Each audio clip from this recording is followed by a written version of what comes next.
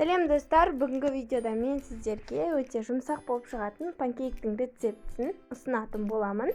Видеоның соңына дейін қарап, және осы жазбаға лайк басыңыздар. Өте дәмді және де өте жұмсақ болып шығады. Видеодан да көрініп тұрған шығар.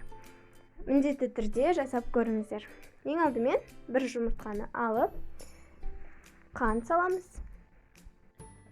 Барлық ингредиенттердің құрамын осы видеоның астына белгілеп кетемін.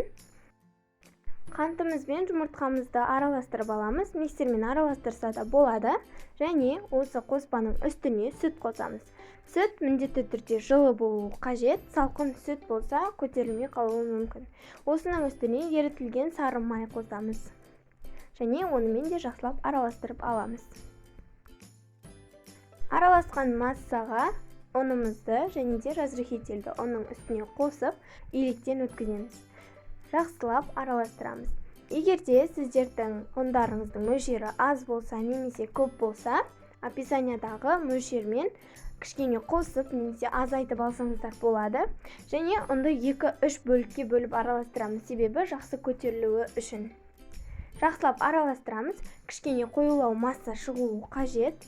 Енді осыны баяу отта мөлшермен құйып отырып, баяу отта пісіреміз. Яғни бұл жердегі мөлшер 3 немесе 2 ас қасықтай болуы мүмкін. Мен өзіміздің ожаумен, яғни сүт құятын ожаумен жасадым. Сіздерде солай жасасаңыздар болады. Егер де көп құям десеңіздер, онда 2 немесе 3 ас қасық құйып жасайсыздар. Жақсылап пісіресіздер. Піскен кезде ол әдемі болып көтеріледі.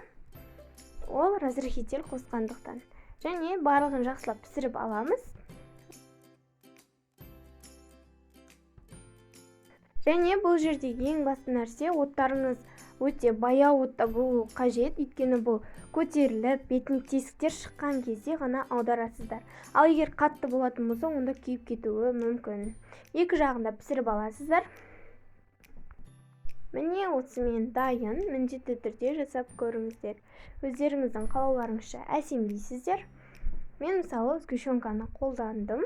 Сіздер варенье немесе түрлі қоспалар, шоколад құйып жасасаңыздар да болады. Тіпті фруктылармен әсем болады.